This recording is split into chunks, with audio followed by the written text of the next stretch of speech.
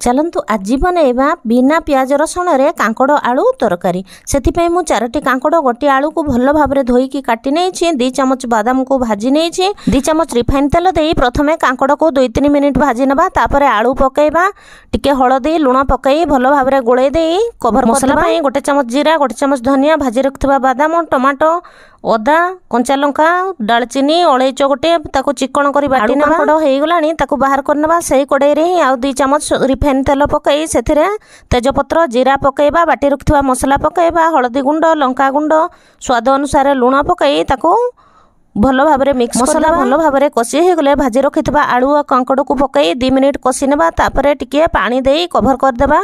देखंतु कांकड़ भल भाव में सिझी गलानी।